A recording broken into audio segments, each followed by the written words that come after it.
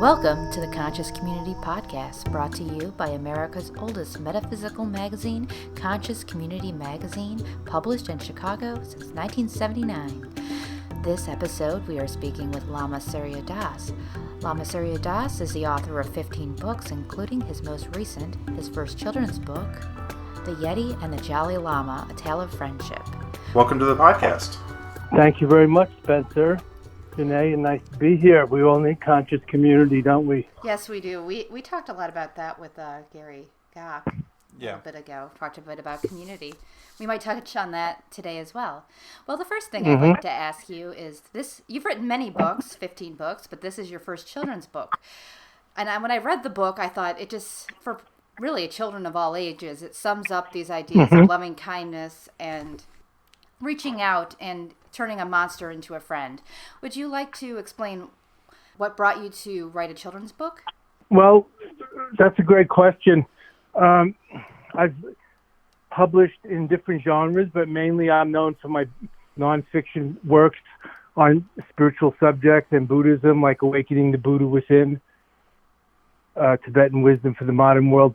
But I also am a folklorist and collector and translator of Himalayan folk and fairy tales and tales told by the wise men of Tibet. And I have a book out about it called The Snow Lion's Turquoise Wisdom Tales from Tibet. And there's 158 short wisdom tales in there that are like parables.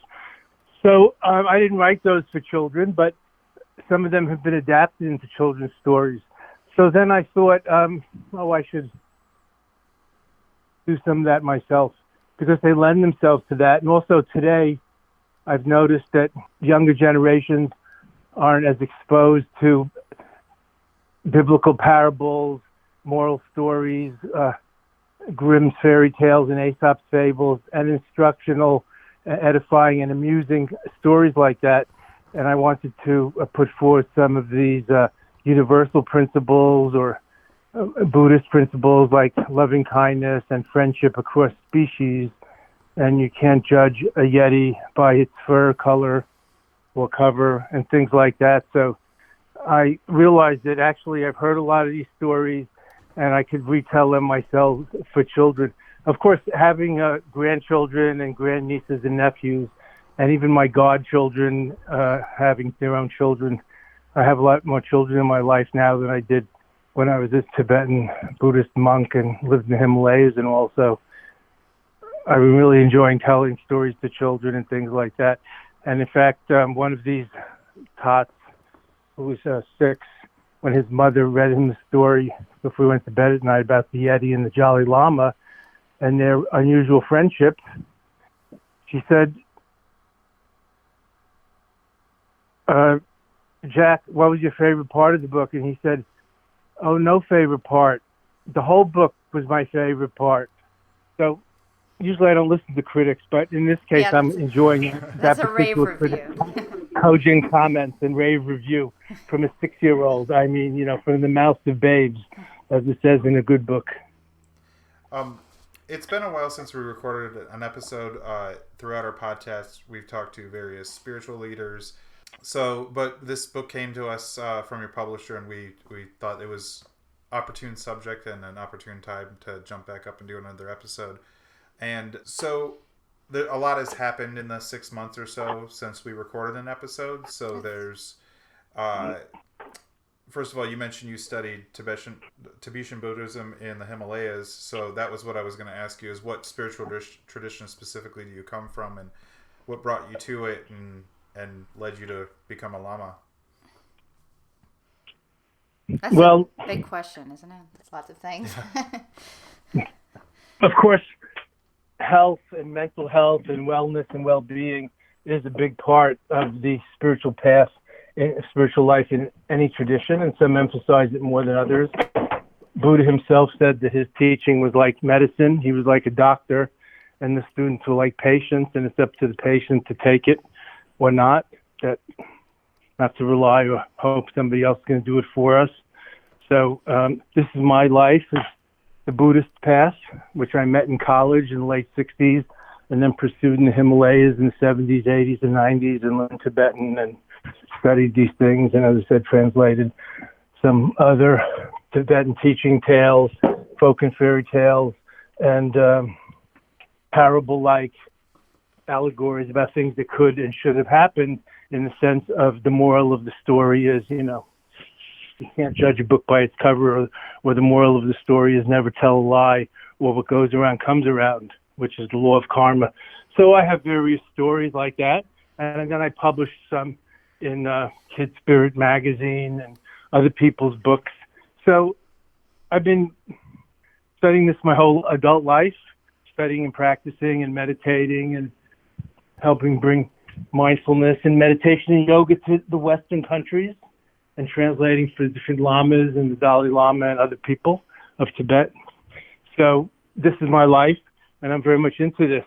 And I'm teaching and writing full-time. That's what I do.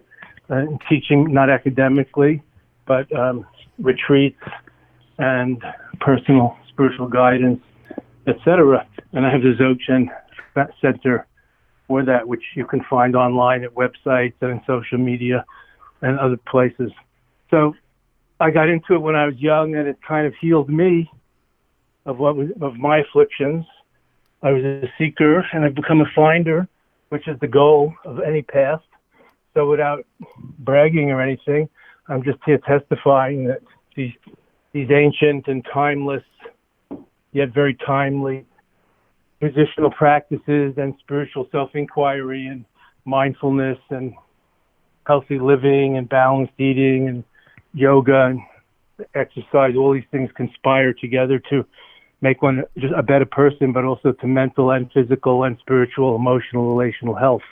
Hopefully, it could help with societal health too. As you mentioned, a lot's gone on in the last 6 months, so I'm not going to plumb into your lives, but certainly in the outer world, the news ain't great. Yeah. I don't know if it's worse than ever, as some people say, but... the worst year ever. Yeah, there's another podcast called The Worst Year Ever. I guess we're making commercial for Well, that's amusing. I'd be happy to be on it, because as I go around the country in Europe and Asia, and my teaching and writing and pilgrimages and things like that, and speaking at conferences and leading retreats, many of the spiritual teachers today are my friends from the old days, from 60s, 70s, 80s, 90s, when we were training or studying. And I've asked many of them if they thought things were worse now than ever. And the obvious answer would be yes. And most of them did say that, or some variety of that. But some said no, and had some good reasons for it. And I'm starting to think that actually it's not worse than ever, and that this has gone on for a long time, these kind of things, and some of it is just now coming to light.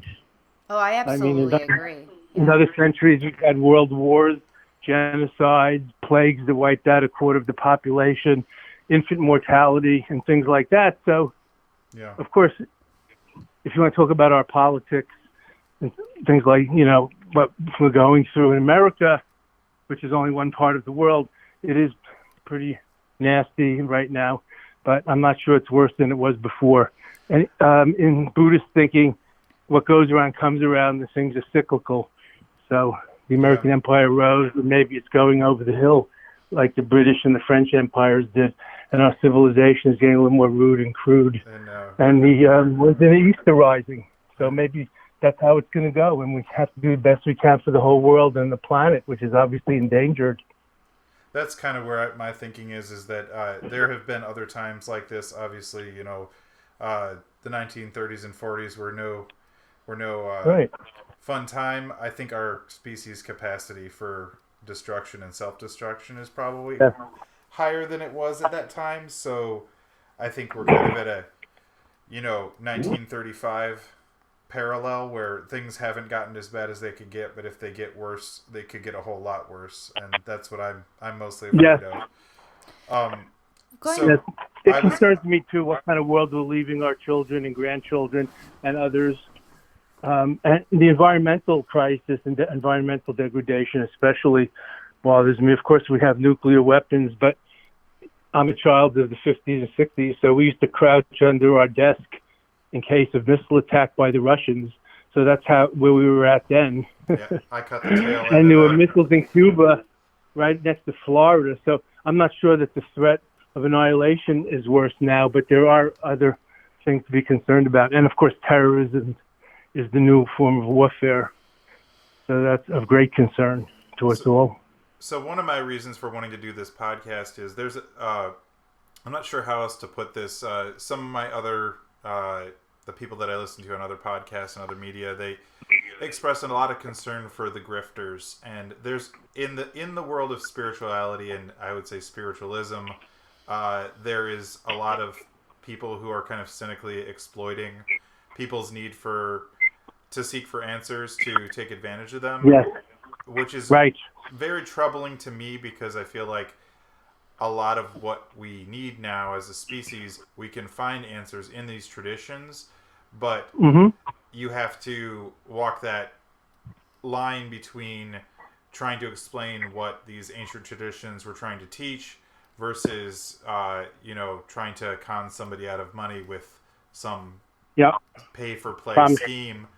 And so that's one of the things that we've really tried to do, is trying to find people from Zen Buddhist tradition and Taoists and more traditional spirituality, and talk about what the way I see it is like that knowledge, that wisdom is free. It's not something that you pay for a seminar or class or something to learn about. Although you may pay to go see somebody speak, there is a difference there, and there is wisdom. You just take the example of yoga, which is something I didn't do 6 months ago, and I did Chinese martial arts and I've done meditation, but yoga is something new for me, and I've gotten a whole lot out of it in 6 months. And even if you put aside the spiritual practices in yoga, it's just good for your body. And yet just 2 weeks ago, I had somebody very cynically say, "Oh, I don't believe in that yoga. It's just magic hocus pocus." And it's like, well, even if you don't believe in the spiritual aspects, it's good to stretch, new body weight resistance training, and, mindful meditation, just sitting quietly and relaxing is good for your blood pressure and everything else. So it's been very frustrating for me and I'm curious if you had any insight as to how to address those concerns, because some of it is justified. People don't want people out there taking advantage of people or hurting people. But then again, I don't want that fear to prevent us from learning those lessons that we have to get from this. And some of the, you talk about world conflict and genocide and all that, some of the peace efforts that are going on, for example, in Myanmar, are being led by spiritual leaders. And that's something that we shouldn't miss about. There's a lot of chaos going on, and a lot of times the spiritual leaders are the ones at the front trying to diffuse things. Well, there's a lot to say about that. And, materialism and commodification and commercialism. I'm not going to go into that. That's a good subject. There have been false messiahs and false prophets throughout thousands of years of history in all parts of the world. We know that. It's not a secret.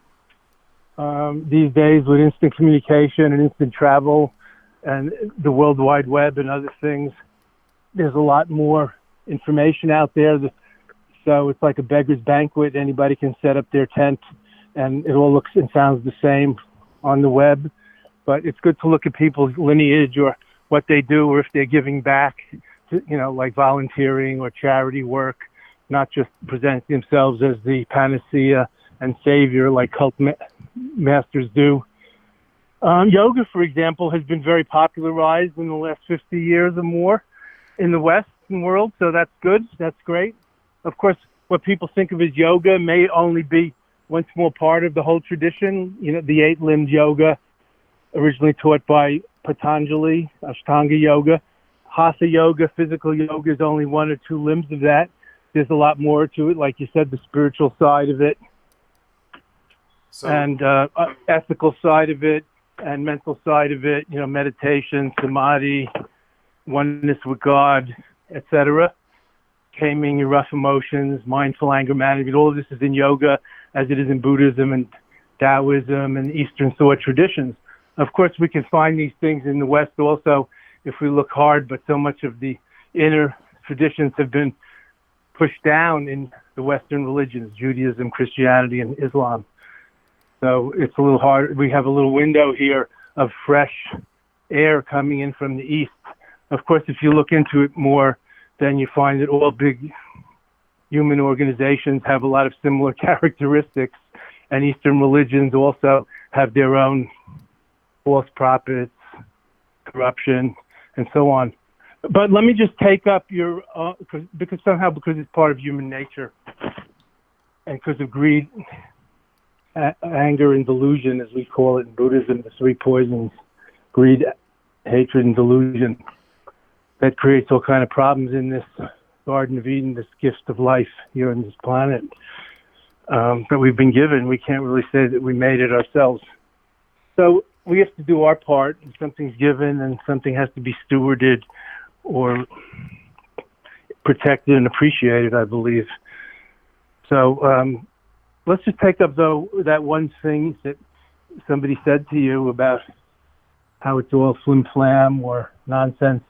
You know, I mean, talking about this spiritualism, as you called it, that's fine, but everybody has their own beliefs, and one person's beliefs is another person's science.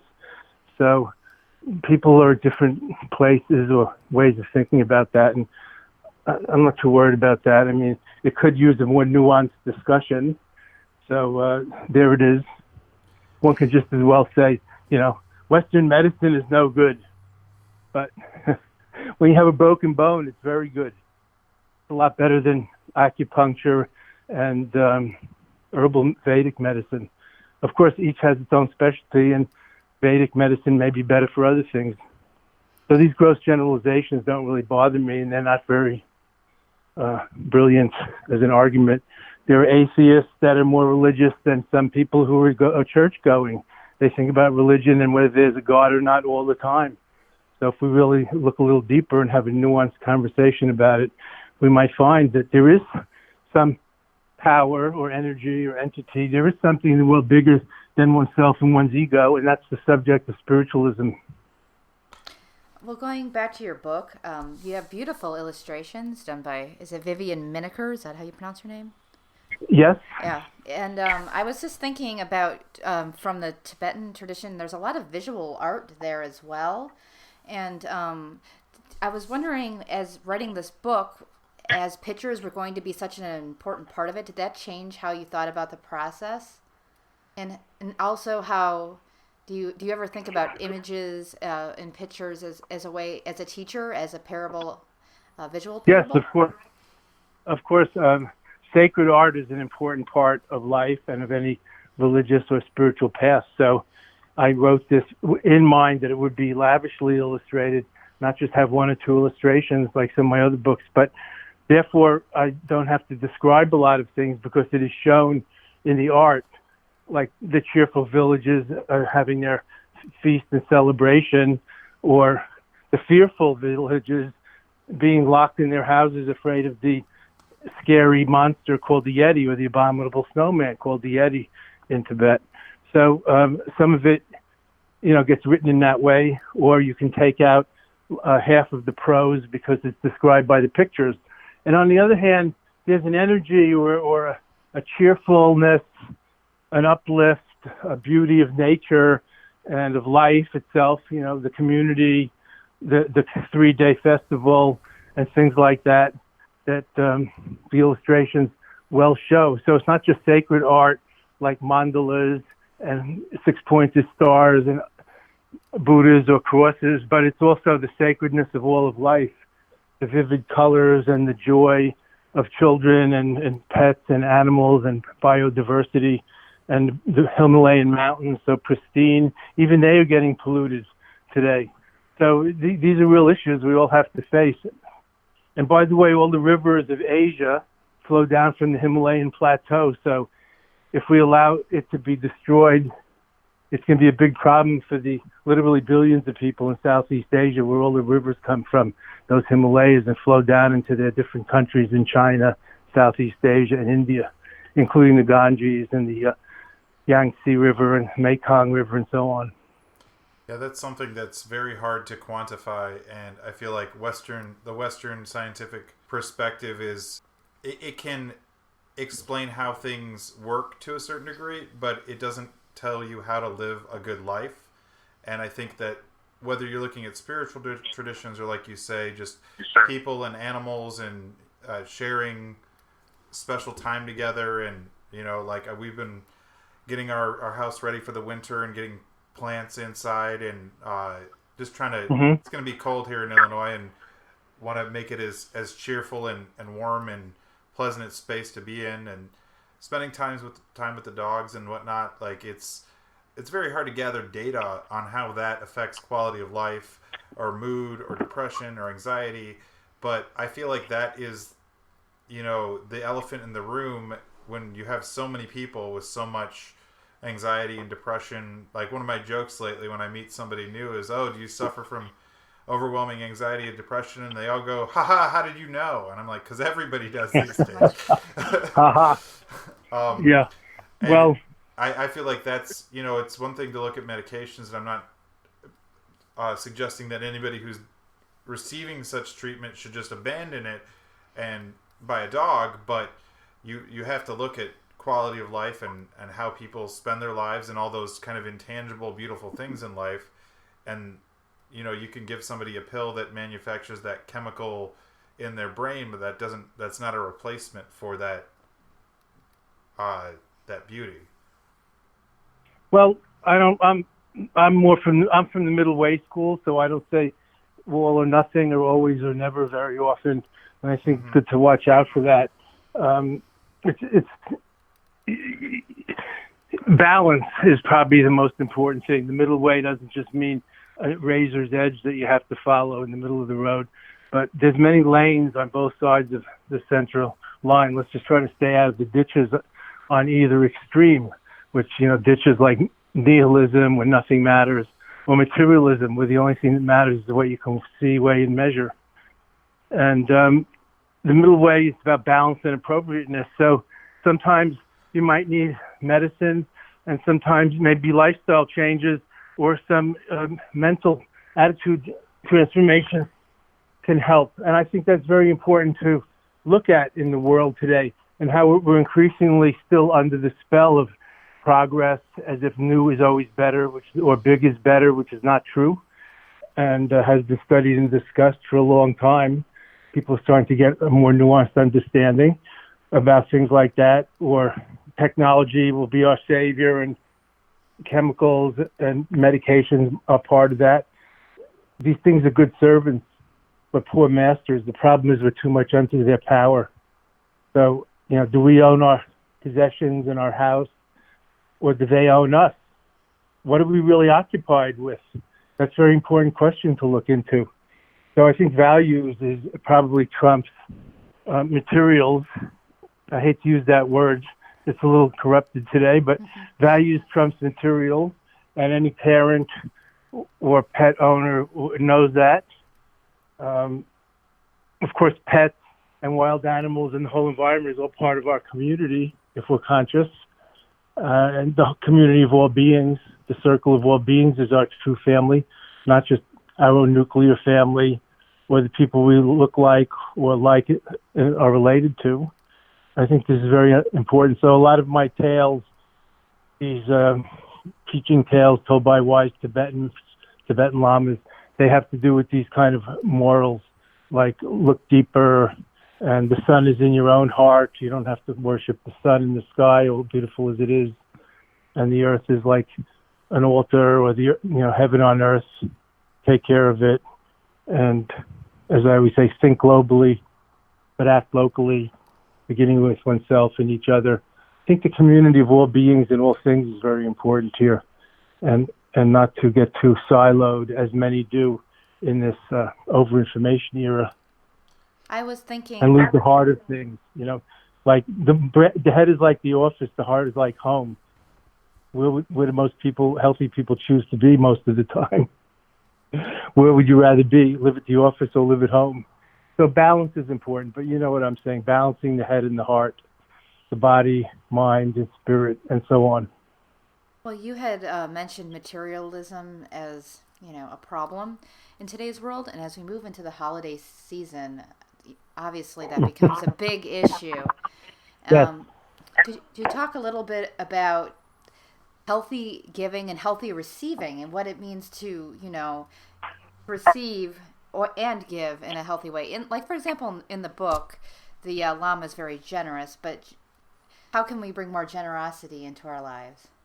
I think it's incumbent upon us, or it helps us to look at ourselves in the mirror or introspect and be very honest with ourselves, especially if we're truth seekers or even just trying to live a better life and have a better world and community, and see what part greed and clinging and fear plays in whether we can give or even receive. Some people are codependent and they're burnt out helpers from giving and not being able to receive. So the essence of generosity as a real virtue, as a transcendent virtue that can really take you all the way, not just as a little giving some change to a panhandler. The generosity that can take you all the way is to give without expectation of results, not investing, but pure mutual reciprocity, just giving because that's the right thing to do. Like you do in the best case with your children, you do the best you can. And of course we expect results, but you have to keep doing the best you can because you're a loving parent and that trumps everything, even when they're in their terrible teens. So whatever happens, but you keep doing the best you can and giving without expectation of return. And it comes back eventually, sooner or later. It's hard to measure it or quantify it. So in the spiritual world, there's many ways of explaining this. It's the essence of the Bhagavad Gita, where God, in the form of Lord Krishna, says to the charioteer, the war captain Arjuna, do your duty and let go. I take care of the rest. In other words, do what you need to do and don't be attached to the results. And that's a hard lesson to learn. We all are attached to the results. Speaking about the receiving end, what would you say to people who have hard time receiving gifts? Because like you mentioned, some people are just givers and they give, and then they have a hard time accepting even compliments when people are being sincere.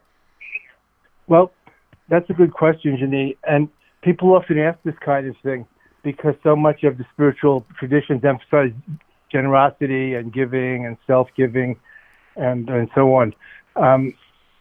It's like breathing in and breathing out. You can't be breathing only one way all the time. So mutual reciprocity is very important to keep the balance. Otherwise, you become a burnt-out healer or a burnt-out parent, a burnt-out mother, and so forth. In this field and in psychology, this field, we make the distinction between caretakers, which is like a syndrome, and caregiving. So the giving is important.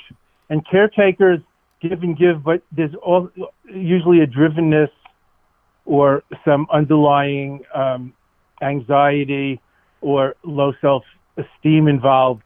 So you keep trying to prove, some people trying to prove themselves, and they're not good at receiving. So I've said to someone, you give, and you're telling me you're burnt out, but you're hijacking all the giving from that equation. Maybe you can let somebody else give to you once in a while and reclaim or revitalize yourself that way.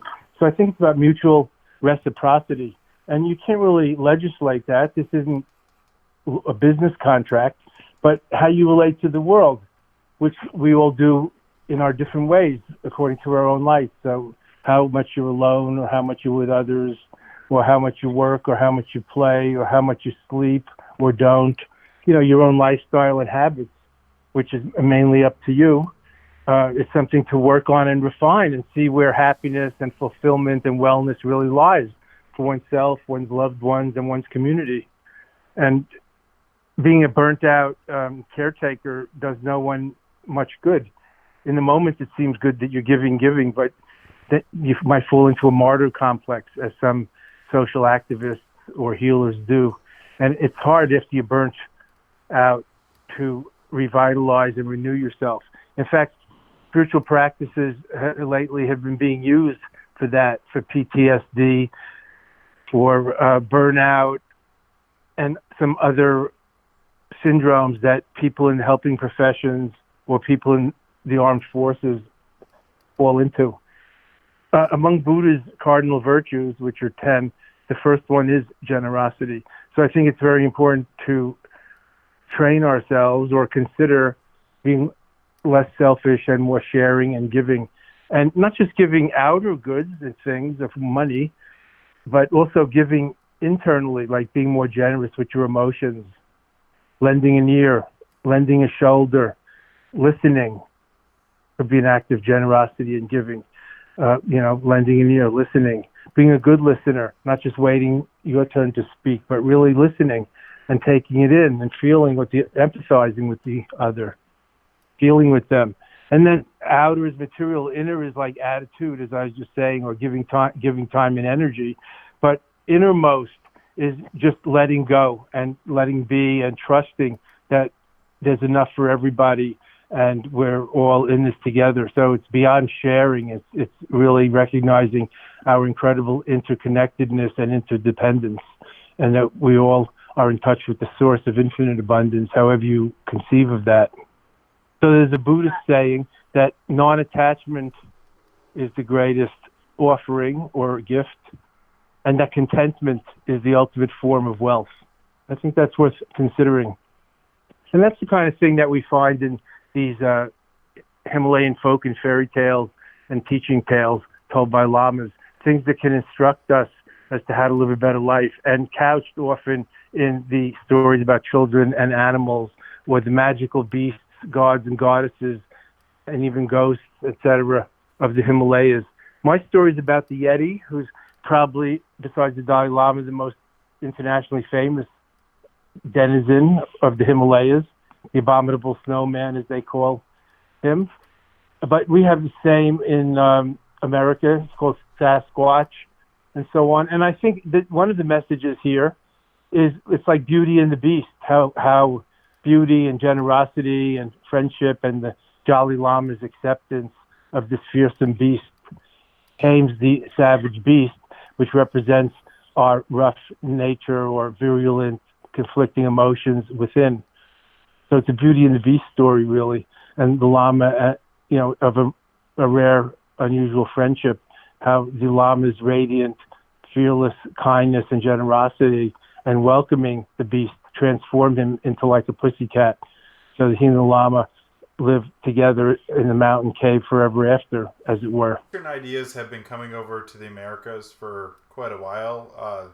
I mentioned spiritualism, and some people may be familiar with that, the kind of 19th century traditions where you had these Eastern ideas kind of starting to filter in the first translations of Eastern texts. And right. I think there's a lot of misunderstanding in the West about what these Eastern ideas mean, that comes both from that era and from kind of ideas that were picked up and repeated. And also, you had a lot of snake oil salesmen back then who were very cynically exploiting the mystique of the Orient to take people for a ride.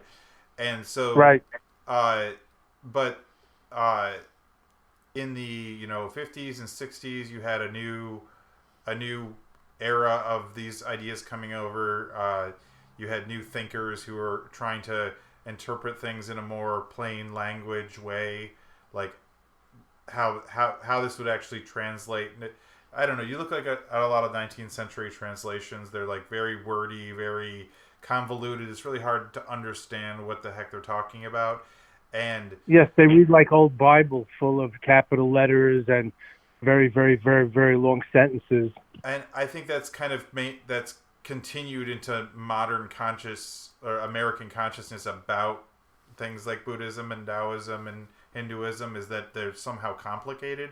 And we've spoken with one other children's author, and I think we said the same thing to him, which is that these really are ideas that you can get across in a children's story. And I think that's one of the reasons why when we get children's books, we want to speak with the authors, because sometimes they're actually really simple concepts, and It's something any child can understand. Yeah, going back to, you mentioned the fairy tales and parables. Yeah, I think the teaching power of a parable is significant. There seems to be a lot of people who have a hard time thinking in analogies and metaphors, and looking at a parable and taking a life lesson away from it, as opposed to saying, like, okay, well, this is a bunch of rules I have to follow.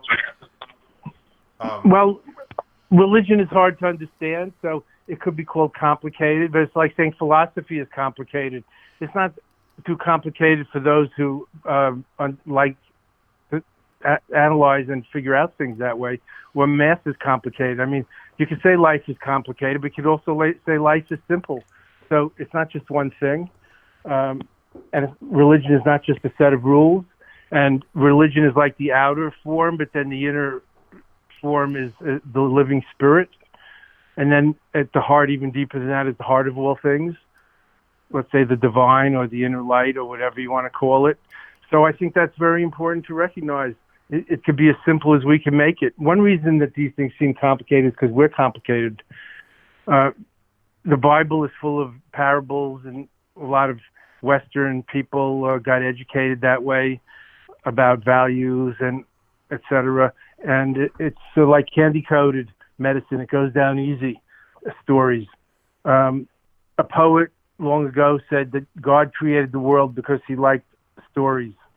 So we each have our story and narratives, and we help create that. We co-create that, in a sense. How we experience the world is so subjective. And that's, I believe, one of the universal life lessons that we need to reflect upon or look into and check out. It's true before you believe it, but everything is so subjective. So stories, our own narrative, all of this is a bit like fiction. In the literary field, we've noticed today that a lot of autobiography and nonfiction supposedly has been labeled as fiction because of this subjective take on history or one's own story.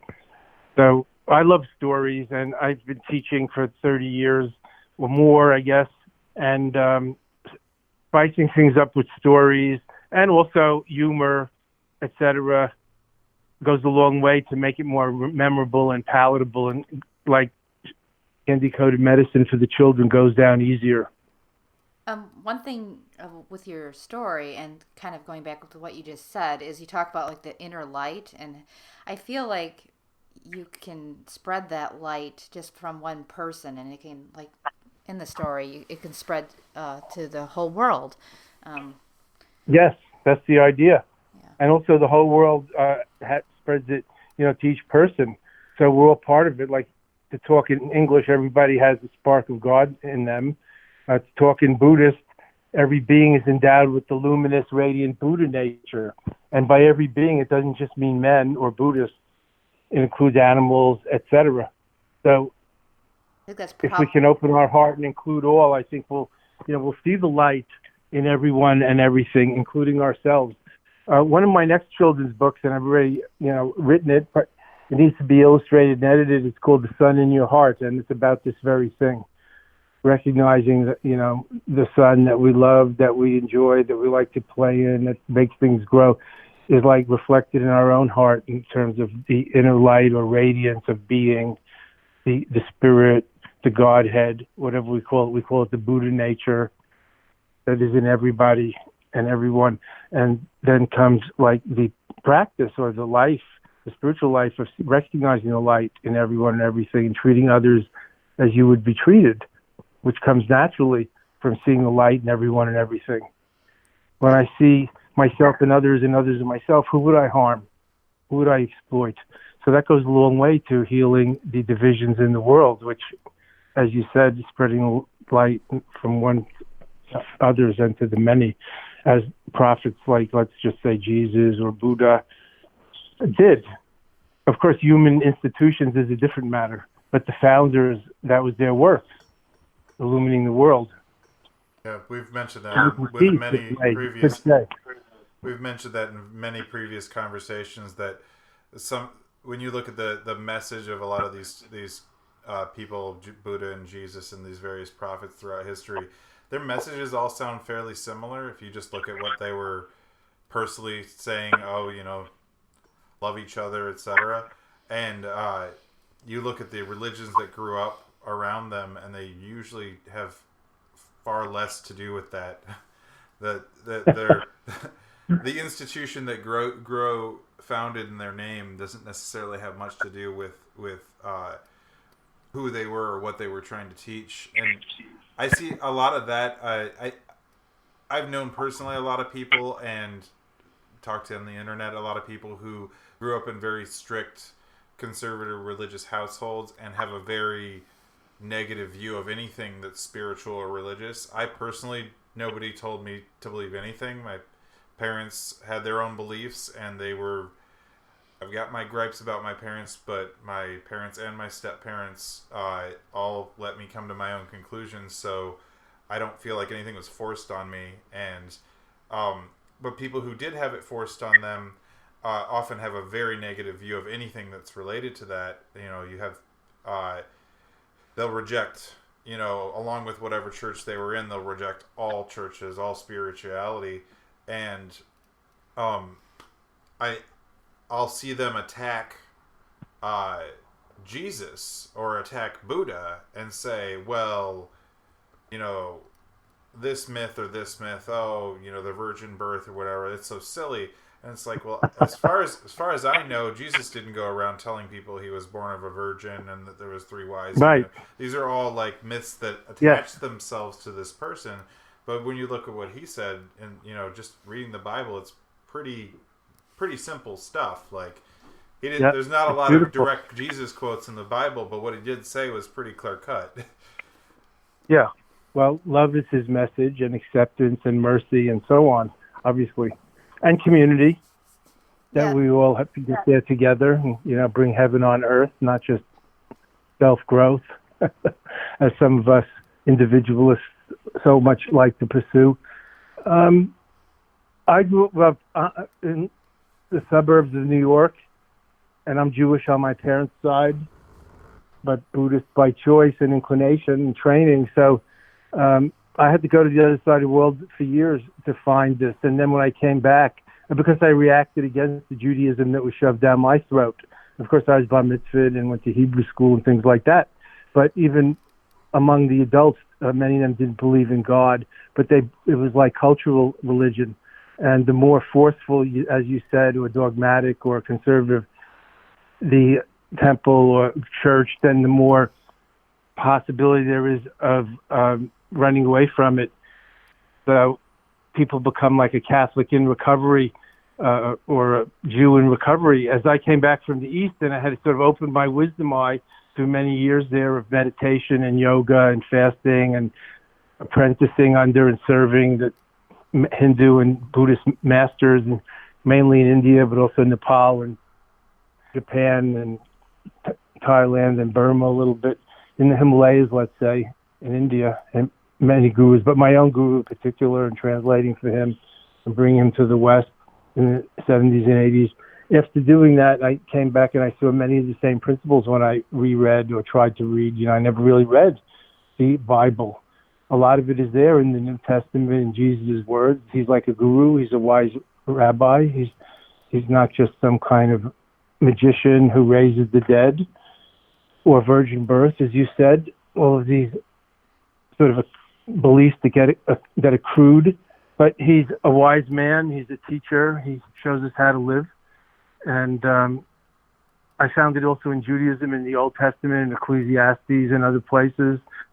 And then I met various rabbis and priests and imams and sheiks and people in the Western religions as I became a teacher, and myself was in many conferences or panels or 9/11 panels or peace marches and things like that, or interfaith dialogue. And basically there are 7 principles common to all the world religions. There's an excellent book on this by my friend and colleague, Dr. Roger Walsh, The 7 Essential Principles of World Religions. And they all have similar things, but each one emphasizes them a little differently. Like Buddhism emphasizes meditation and mindfulness and loving kindness and service.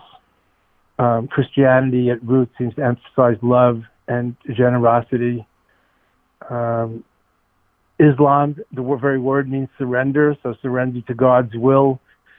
Hinduism has many branches, but it seems to have many gods, but they're all part of one.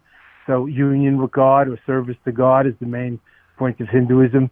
But all of these are like placeholders, all of these names, for something that is beyond the conceptual mind, and most of us don't understand very well anyway.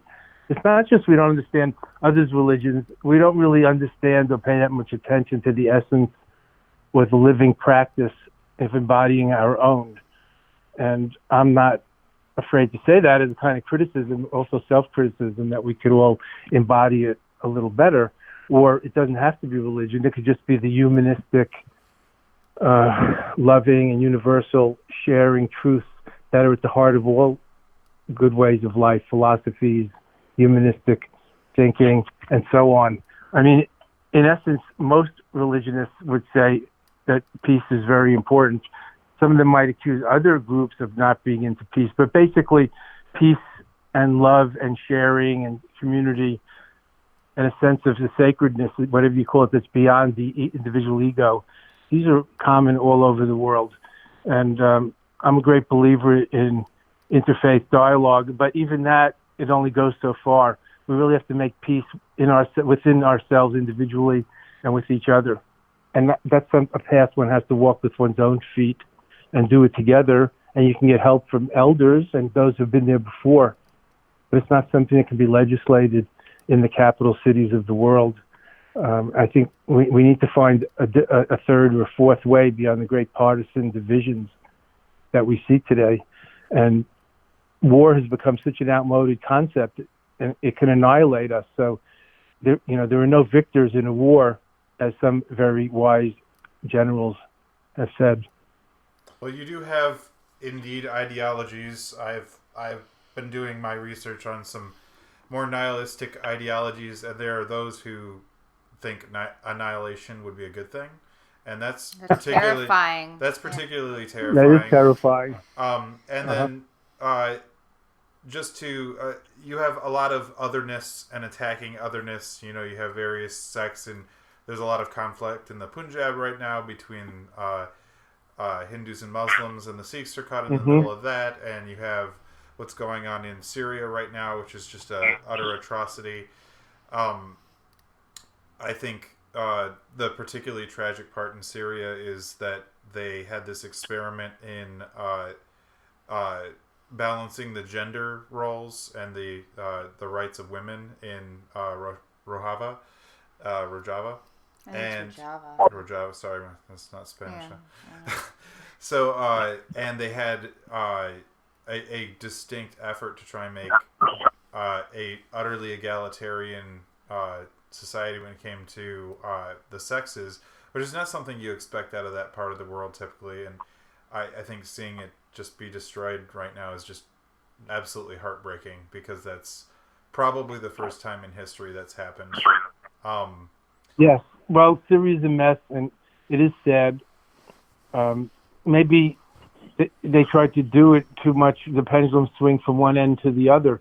And the Middle East is famously backward regarding gender equality and certain freedoms. So maybe the pendulum swung too much in the other way. I remember when they were talking about bringing democracy to Kuwait or to Iraq or so on, and I'm thinking, what does that really mean, and how long is that going to take? Not just 1 year or one victory or even one generation. It's going to take some time to have an educated and democratic process that changes a society. So I don't have any answers. We're all looking at watching what's going on in Syria, and hopefully we're going to be voting about issues like that for people, not just because they're shouting about something that's not real. I mean, different candidates have different positions on these things, about invasion or bringing troops home, about whether America is the police of the world or not, about whether it's our job to fix other countries and their elections, about whether how we respond to having our own elections and processes tampered with, and so on. And this goes all the way to the top. I don't need to dwell on that. I believe that if each person finds the wisdom of experience by growing up and becomes mature and becomes immense, then they like heal or rebalance the world, and the world keeps skittering or tilting out of balance. But the Jews have a saying, Tikkun Olam, restoration or rehealing the world, and I think that's our mission here on the planet, and not waiting till after we die to see where we go or to try to go to heaven, and not praying or working for Armageddon, what did you call it, annihilation, which sounds insane if anybody seriously puts that forward as any kind of goal or solution. I don't know if they should be locked up, but it sounds insane. They're finally taking it seriously and trying to lock these people up. Yeah, there's a couple of groups, I won't digress too much, but there's a couple of groups that have been recently covered in some various sources that I follow that literally is their goal, and it was only when some independent journalists took on researching it that the reality of these organizations was finally acknowledged in both the media as a whole, and law enforcement groups and such started taking it a little bit more seriously. I guess what I'm trying to say about all these things, what's going on in Syria and what's going on in the Punjab, and there's not as many large scale wars these days as there has been in other points, but there's a lot of points of where it's like a tinderbox that could really blow up into something bigger. And yes, it scares me when spirituality and the world of spirituality and religious leaders and stuff are so dismissed and impugned, because working out, those interfaith dialogues is often the only route to diffuse some of these. Like if you have religious leaders in Pakistan and India and they're having interfaith dialogue, they have the attention of their congregations, and they can make substantial differences in diffusing the tensions. So you look at what China did with religion and spirituality, and just it's all nonsense and we only believe in science, and they just stomped it out. I mean, from being from the tradition that you practice in, running the Dalai Lama out of Tibet and murdering monks and whatnot, like, it's scary because those are often the relief valve for some of these tensions. And what happens if we get rid of that relief valve by destroying spirituality and religion? Yes, well, communism, rules China, and so a similar thing happened in Russia. But then people started to come back to religion, after 50 years in Russia. So as communism proved not to have the final answers either, just like capitalism is coming back in China, even though it's a communist country, because their kind of Chinese communism didn't provide all the answers for their billion people.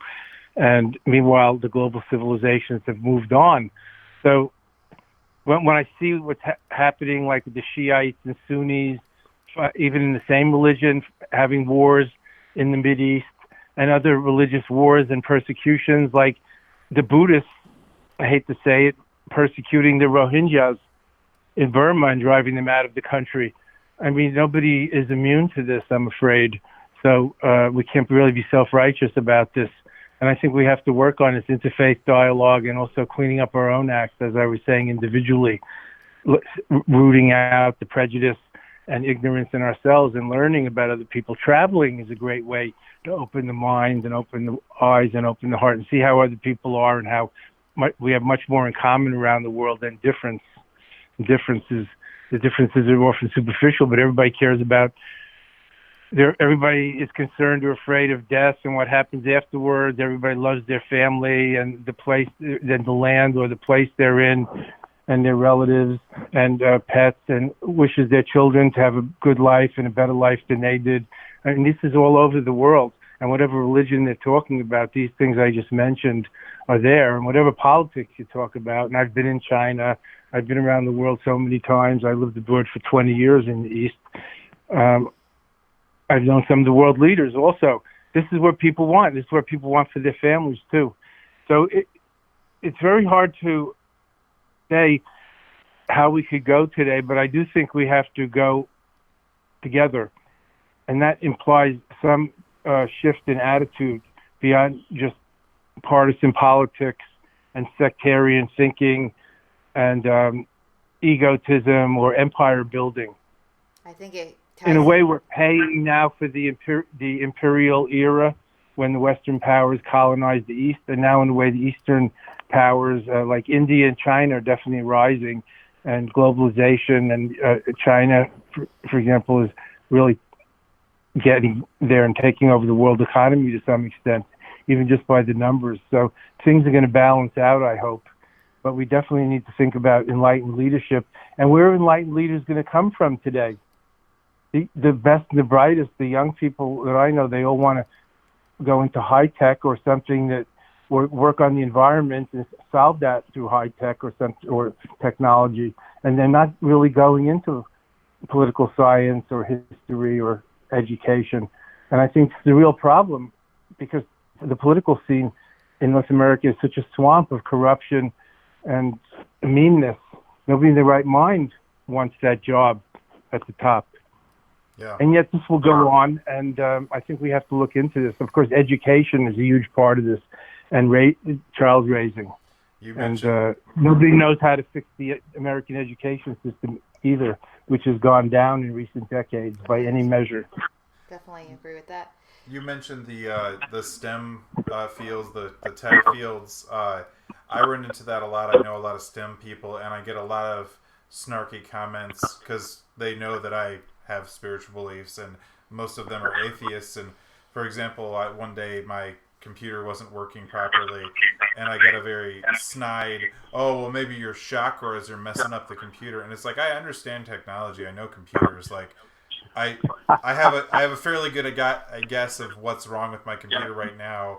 I'm not stupid because I have spiritual beliefs, and that attitude is incredibly dangerous to me. Like, I feel I've probably come back to this idea a couple different ways to this conversation today, but that's just, just because somebody's a Buddhist monk doesn't mean they're dumb because they're not an electrical engineer or a computer programmer.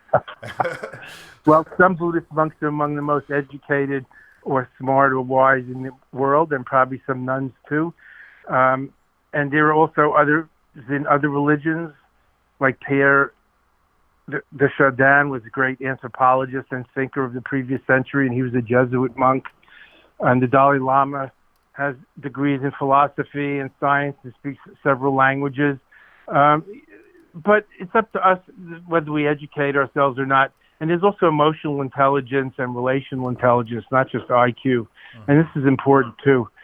Some of these also tech people are very young, so they have yet to mature and experience the world perhaps as a parent, or to fail at something and have to bounce back and develop resilience and patience and humility. There's a lot of lessons in the world that you can't get from books, and humility and patience and resilience are some of them.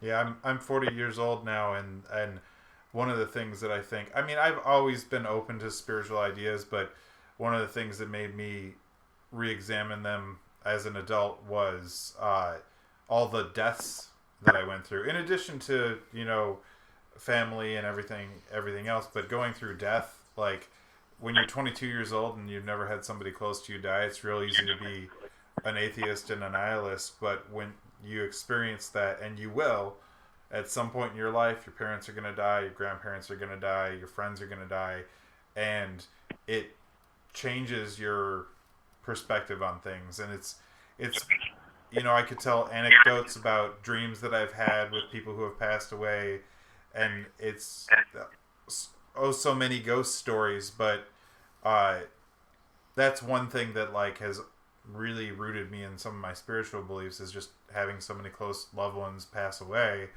And if for no other reason that we kind of need meaning and in the universe, and until you've had that kind of loss, maybe you don't feel the need for that meaning.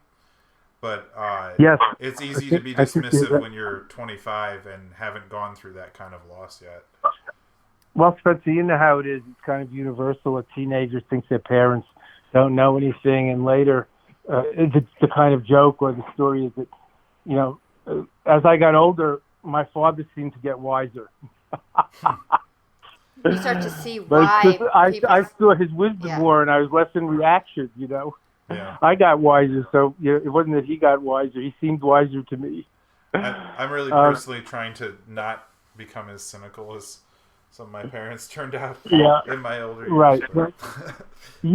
Age is no guarantor of wisdom, but if we reflect and learn from our experiences, then we gain the wisdom of experience and can become wise elders, which is so sorely needed in our society today. If we just hurry one thing on the to-do list to the next without reflection and learning the lessons, we get left back. It's like getting left back in school. A rebirth is sort of like getting left back if we don't, evolve on consciously. So that's sort of a joke, but it's also partly true. I think it's important for us to cultivate our best selves and feed that and in each other and become wiser, and not just intellectually wise, but humanly and cosmically wise. And this isn't that hard if we look around. If we contemplate death and impermanence, that'll help mature us a great deal, since it's so universal and it's so much in denial in our society, hidden from us. If you go to the third world, it's a lot more prominent, and you see sick people and dead people by the road, or they're being cremated by the river and things like that. While here it's well hidden in the spick and span funeral homes and cemeteries, which are like parks of our modern society. Most social historians say that all the religions and philosophies sprang from one thing in ancient peoples, and that was how to deal with death. Fear of death, concern about death, concern about the loss of loved ones, how the people who remain behind hold it and think about it, and so on. So that dealing with death and any supposed afterlife or place in the universe, or the soul, not just the body, to talk in English, this is a huge, evergreen, timeless question, and not just a religious one. We should, we're getting a little over an hour now, so we should probably wrap things up. I did want to mention one last thing. You mentioned elders and wise elders. I can get kind of frustrated sometimes with the baby boomers. There are individuals who have been very great mentors to me, but as a generation, particularly in America, I don't know how many ways I can express our need for wise elders, and I've gotten to the point where now I'm 40 years old.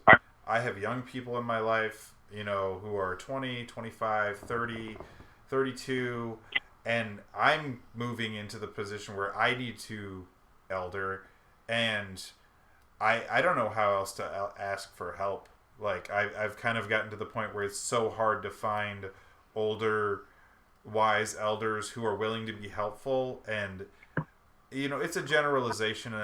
As I say, there are individuals who aren't that way, but the baby boomer generation seems very immature in a lot of ways. There seems like there's a lot of very juvenile attitudes coming from people who are in their 60s and 70s now, and I figure we'll figure a way to muddle through with or without them, but yes, all these definitely. challenging times that we're dealing with, it would be so much easier to get through if they would put aside their own ego to a certain degree and pass the torch and help the younger generations step into their own.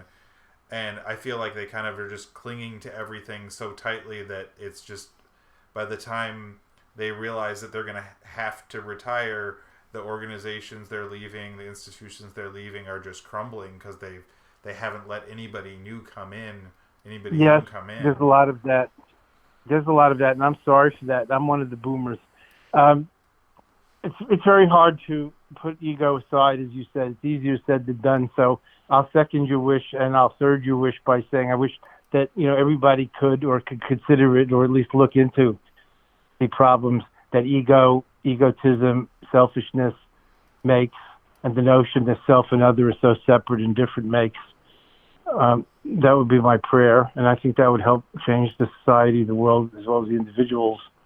As a boomer, let me say that I found out that teaching and mentoring is one of the greatest ways to learn, and also to be humble, and that if you care, if you look into your motivation, then the youngins of any age, the youngers, pull the best out of you.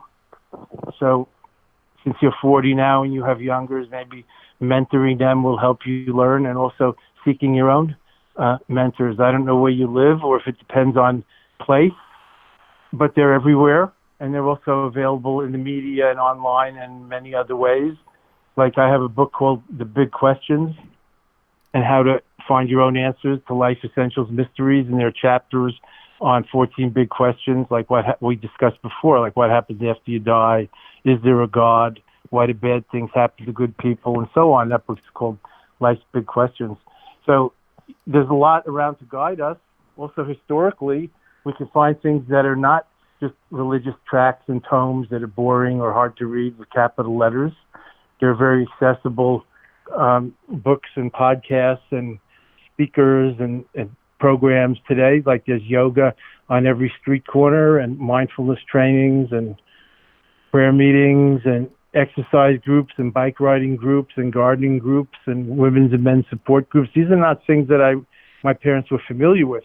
So I think that this is a good evolution that's come from the 50s, 60s, and 70s. And I'll tell you frankly, as a boomer, Spencer, one of my problems is how to empower and pass this on to the young people and back them, but get out of their way. You were saying that the elders are hanging on too long. It's hard to back them and get out of the way because you guys need backing, and it's hard to do it alone. We have to do it together, and you guys have to do it together. I was very excited when I heard about the Occupy movement in New York, but then it didn't come to much. So I think we need to occupy the space of spirit together, and that would spread out and help a lot. And then I would love to mentor people and also back you guys, empower you, and get out of the way. I mean, the world is yours, not mine. In the world of yoga, we had this idea in the car the other day. In the world of yoga, if a lot of younger people, and by younger people, like I used to mean people in my 20s when I was in my 20s, but lately I've been saying, people under 50 is younger people. Yes. A lot of us never really attained the professional success, like as far as earnings potential. The opportunities are severely limited. The wages haven't kept up with inflation. But one idea that I had is there's a lot of yoga studios. There are yoga studios on every corner, and there's probably senior citizen discounts, but there's no youth discount. And we're very lucky we have a good gym nearby, a public gym that does, I want to say we do 3 or 4 yoga classes a week over there. But I've been getting a lot out of yoga, and I've been saying a lot lately, like, I wish I could do this 2 or 3 times a day, and I can't afford $20 a class. I can't even come close to affording that. So yoga studios who are established, who can afford to reach out to younger people and maybe get them in at a lower rate or on a sliding scale based on income, that would really help us get into those spaces. And, I mean, just for physical well-being, I got to be on my feet 6-7 days a week working. Like, being able to do yoga every day would really help. And I can't afford $20 a lesson. And I think there's a lot of young people like me that would love to do that more. And some of those yoga studios have a much older clientele, and that's a great way to put those communities together where you could build those kind of mentorship relationships. But yeah, at $20 a lesson or $300 a month or whatever, it's just kind of a non-starter for somebody who makes less than $25,000 a year. Well, our meditation retreats always offer youth discounts and work study, but yoga studios are a business. They have to pay the rent and all. So I don't know how they figure out the balance of their policies in terms of scholarships or whatever youth discounts. But let me tell you a secret. Meditation, yoga, prayer, these things traditionally have been practiced at home or outside alone. So you could do yoga without going to a class. You could learn yoga in a class. Also, there are yoga instructional, what I call videos and other things. But people learn yoga, and then, you could do it 3 times a day. There's really no need, but once or twice a day at home. People say the same thing about meditation and mindfulness classes. I meditate every morning and night at home. I've been doing that my whole life. Of course, I trained in India, so I also trained in group retreats and had teachers and asked private interview questions. I just want to say that these are spiritual practices you can do anywhere, like prayer. You don't have to do it only on Sunday on a church.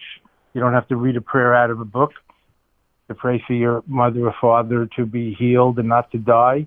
You know those words, and whatever comes from your heart could be a prayer. So I think there's a little misunderstanding that came along with the commercialization of yoga in this country, as you have to, to pay for it. Yeah. Well, I understand for my own practice, and for my own spiritual and physical benefits, I can do it on my own, and I have some great teachers just down at the gym. I just think those are places of community, and maybe the older generation doesn't realize how that makes them inaccessible, and I understand that they're businesses, so I don't expect it to be. If it's something they can't afford to do, it's something they can't afford to do. It's just one way that I thought of that the older generation could invite some younger people into their space, that they could build those relationships in those spaces where they have a community and there's like-minded people who value that kind of practice, but they're like, why aren't any young people here? Well, we can't afford it. So that was just one idea we had the other day. Well, young people probably have less leisure time also because of work, parenting, or other energies that the older people aren't so engaged in.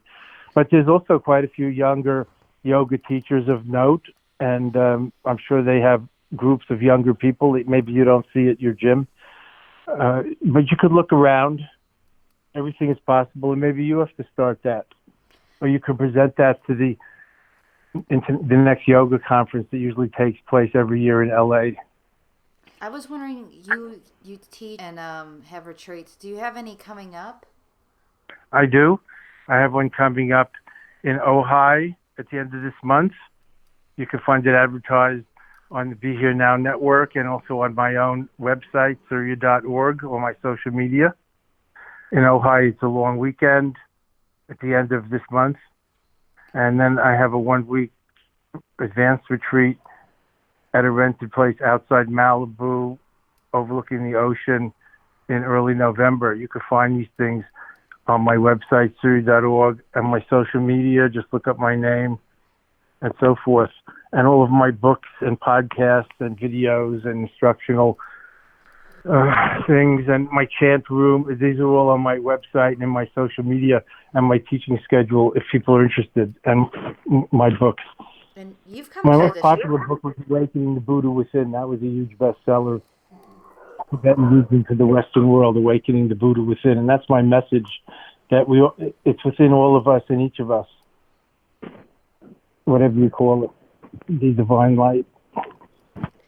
And where can people find you on social media? On Facebook, on Twitter, on Instagram. Is it at Surya Das? I can't even. You don't. Because I'm the content provider. I don't do the process. Okay. If you search for my name, or if you go to my surya.org website, then you click on the social media. Okay. Of course, if you go to Facebook and search for my name, you'll find it. Lama Surya Das. I have a public profile, of course. Well, thanks so much for coming on. It's been a great conversation, and welcome, Spencer. We look